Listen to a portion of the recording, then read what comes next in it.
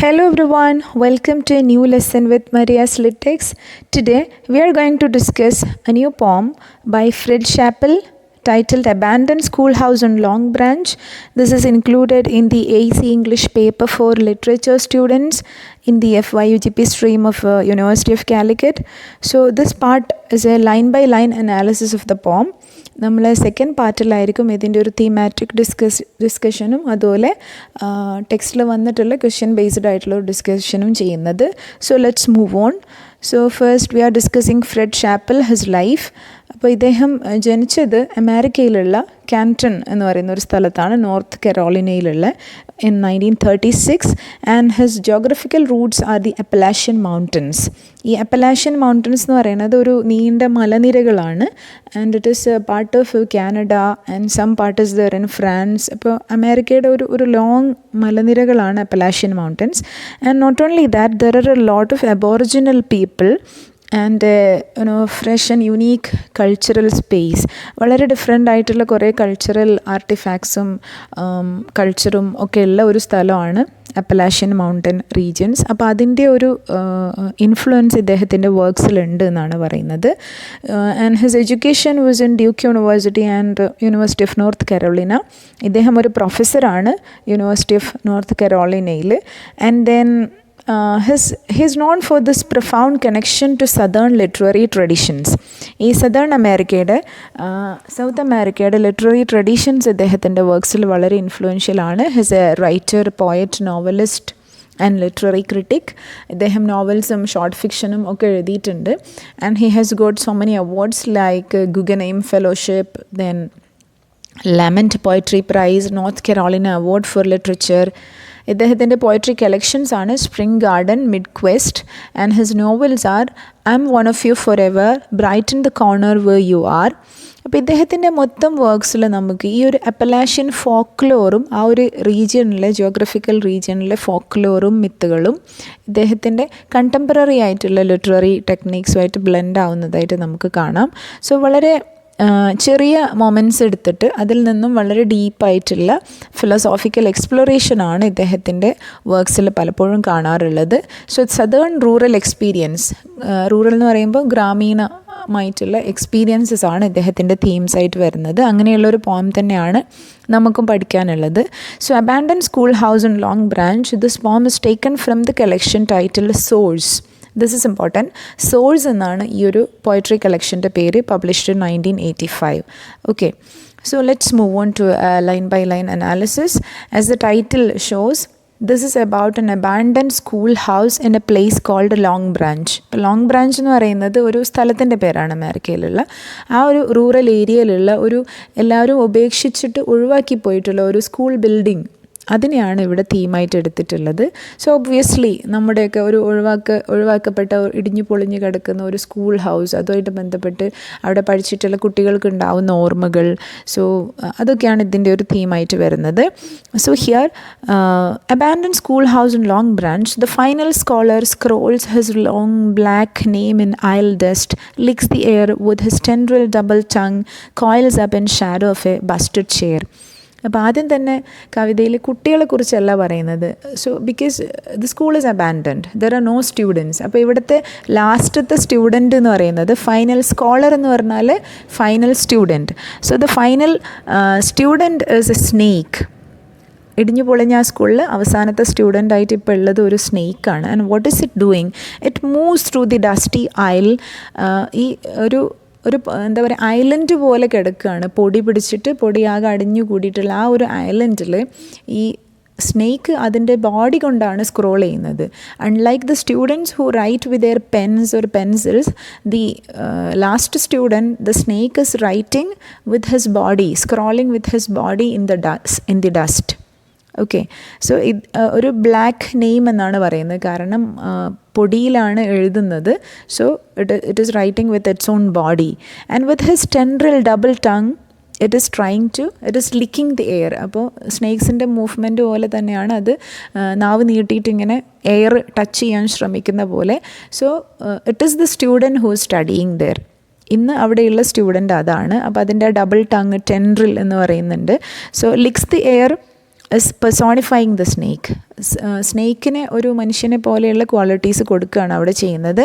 It is exploring the space and settling into the shadow of a broken chair. The chair is busted chair എന്ന് പറഞ്ഞാൽ broken ചെയറാണ്. അപ്പോൾ അതിൻ്റെ സൈഡിലാണ് ഇത് പിന്നെ കോയിൽ ചെയ്ത് ഇരിക്കുന്നത്.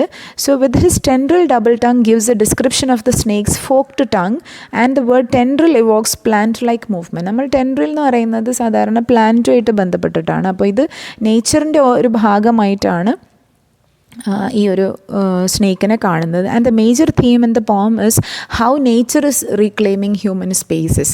മനുഷ്യർ ഉപേക്ഷിച്ച് പോകുന്ന സ്ഥലം വീണ്ടും പ്രകൃതി തൻ്റേതാക്കിയിട്ട് തിരിച്ചെടുക്കുന്ന ഒരു തീം കൂടി വരുന്നുണ്ട്. അപ്പോൾ അതുമായിട്ട് ബന്ധപ്പെടുത്തിയിട്ടാണ് ഈ ടെൻഡ്രിൽ എന്ന് പറയുന്ന വേർഡ് കാണാം. So busted chair emphasises the building's deterioration and an is there.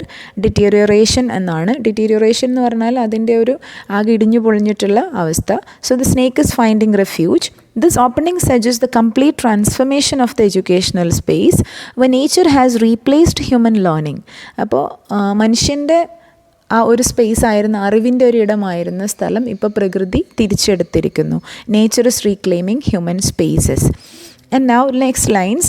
And dozers like the farmer boys who never got straight the capital of Idaho found out the joys of long division or learned what all. So in these two lines ഈ സ്റ്റുഡൻറ്റിനെയും അതുപോലെ സ്നേക്കിനെയും അവിടെ ഉണ്ടായിരുന്ന സ്റ്റുഡൻസിനെയും തമ്മിലുള്ളൊരു കമ്പാരിസണാണ്. അപ്പോൾ അവിടെ ഇരുന്ന farmers ആയിരുന്ന ഫാമേഴ്സിൻ്റെ കുട്ടികൾ എങ്ങനെ ഇരുന്ന് മയങ്ങിയിരുന്നോ ക്ലാസ് ടൈമിൽ, അതുപോലെ തന്നെയാണ് ഈ പാമ്പും അവിടെ ഇരുന്നിട്ട് ഇങ്ങനെ മയങ്ങുന്നത്. So what are the peculiarities of the farmer boys who never got straight the capital of Idaho? ഒരു ജിയോഗ്രഫിക്കൽ നോളജ് പോലും ഇല്ലാത്ത കുട്ടികളായിരുന്നു. കാരണം ഇഡാഹോൻ്റെ ക്യാപിറ്റൽ എന്ന് ചോദിച്ചാൽ പറയാൻ അറിയില്ല. അതുപോലെ ഒരു ലോങ് ഡിവിഷന് ഒരു മാത്ത് ക്വസ്റ്റ്യൻ കൊടുത്തു കഴിഞ്ഞാൽ അത് ചെയ്യാനും പോലും അറിയാത്ത കുട്ടികളായിരുന്നു. So they were students who had their own challenges. അവരുടേതായ പ്രശ്നങ്ങളുണ്ടായിരുന്നു. അപ്പോൾ ഇവിടെ കാണുന്നത് the stanza implies a disconnect between formal education and the practical realities of rural life. ആ ഭാഗത്തുള്ള റൂറൽ വില്ലേജിലെ ഫാമേഴ്സിൻ്റെ കുട്ടികൾക്ക് they are more into farming and their lifestyle. അപ്പോൾ അതുകൊണ്ട് തന്നെ ഈ മോഡേൺ ആയിട്ടുള്ള എഡ്യൂക്കേഷനും അതിൻ്റെ കാര്യങ്ങളൊന്നും ഈ കുട്ടികൾക്ക് അത്രത്തോളം റീച്ചബിൾ ആയിരുന്നില്ല. അവർക്കതിൽ ഇൻട്രസ്റ്റഡും ആയിരുന്നില്ല. Instead they were dozing means they were sleeping in a sleepy mood. അപ്പോൾ ആ സ്റ്റുഡൻസിന് ലേണിങ്ങിനോടുള്ള ഒരു ഡിസെൻഗേജ്മെൻ്റ് ആണ് ഇവിടെ കാണിക്കുന്നത്. And now it's a continuation of the last line. Learning those books were all about.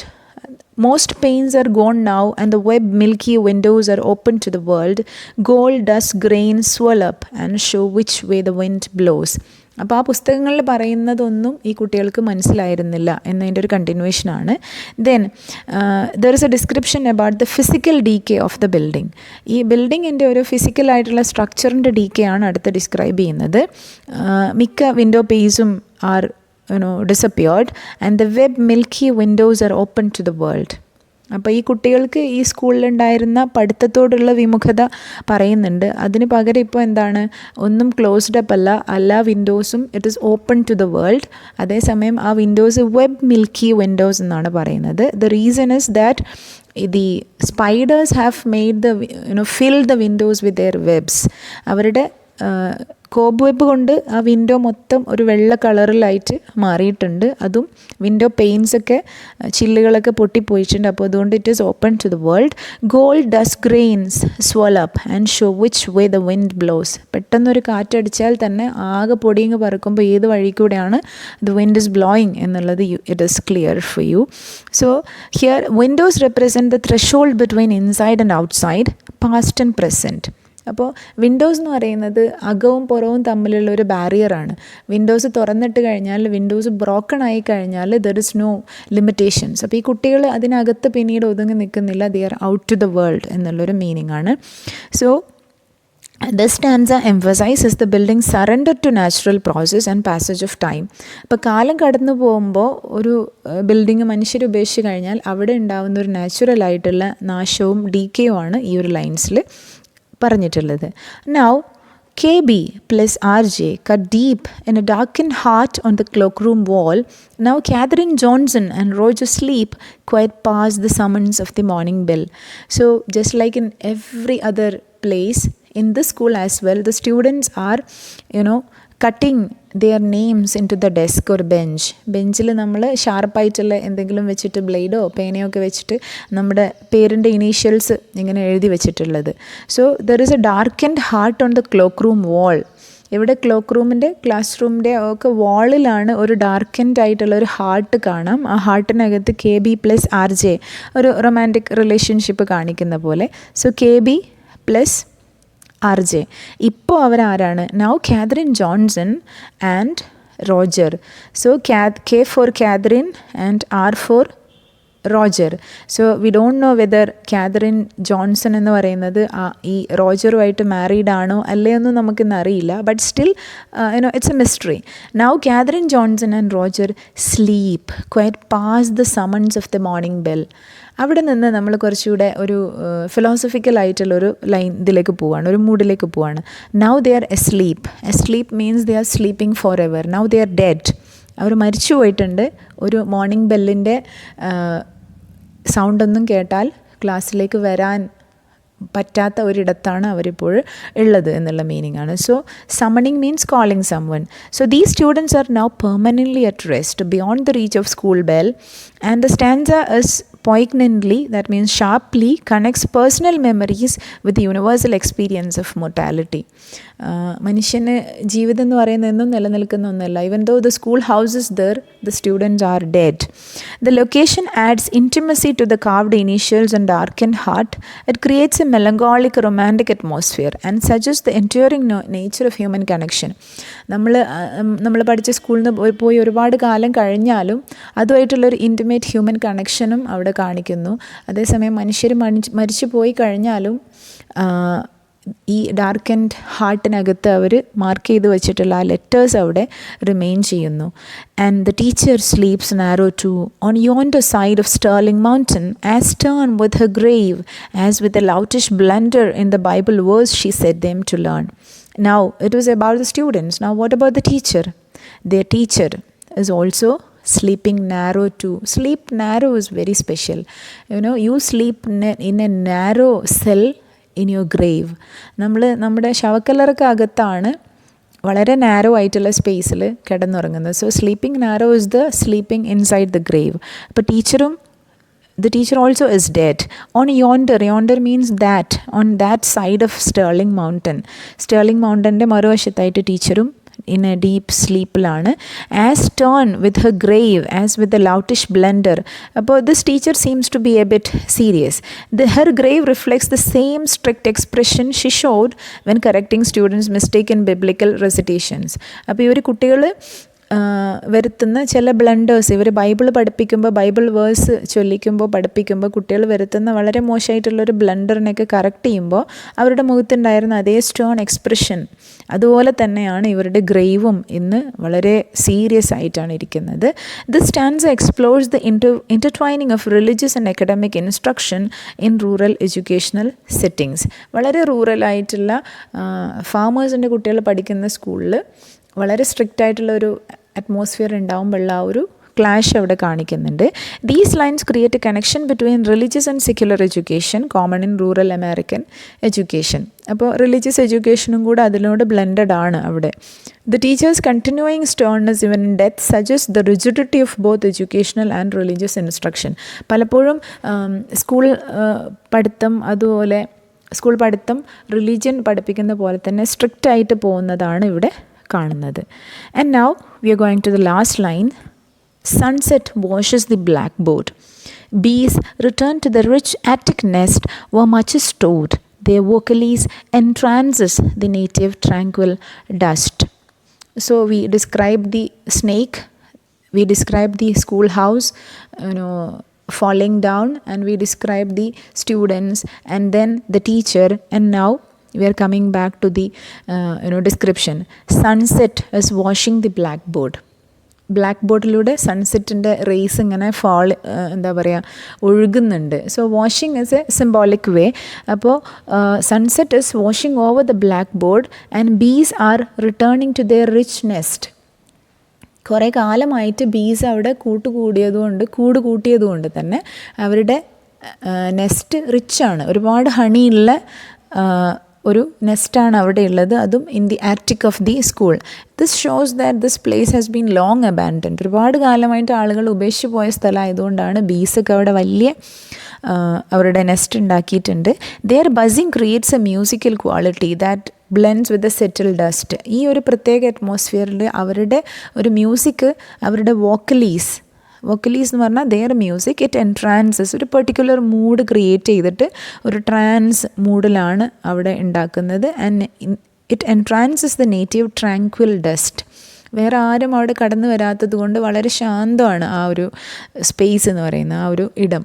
So tranquillity means ശാന്തമായിട്ടുള്ള ഒരു സ്പേസാണ്. ഡസ്റ്റൊക്കെ നിറഞ്ഞിട്ടുണ്ടെങ്കിലും അത് അവിടുത്തെ ഒരു നേറ്റീവ് കോമൺ ആയിട്ടുള്ള ഒരു അറ്റ്മോസ്ഫിയർ എന്ന് പറഞ്ഞാൽ വളരെ ശാന്തമായിട്ടുള്ള അടങ്ങിയ ഒരു സിറ്റുവേഷനാണ്. ആകെ ഈ ഒരു സൺലൈറ്റ് അങ്ങോട്ടേക്ക് വരുന്നതും ബീസ് വരുന്നതൊക്കെ മാത്രമാണ് അവിടേക്കുള്ള ഒരു എൻട്രി ഉള്ളൂ.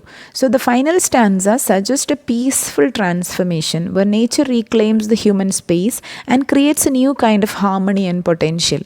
അപ്പോൾ മനുഷ്യർ ഒരു സമയത്ത് കയറി ഉപയോഗിച്ചിരുന്ന ഒരു സ്ഥലം ഇന്ന് പ്രകൃതി തിരിച്ചെടുത്ത് നേച്ചുറലായിട്ടുള്ള ഒരു ഹാർമണി, ഒരു പീസ്ഫുൾ അറ്റ്മോസ്ഫിയർ അവിടെ റീക്രിയേറ്റ് ആയിട്ടുണ്ട്, പുതുതായി സൃഷ്ടിക്കപ്പെട്ടിരിക്കുന്നു.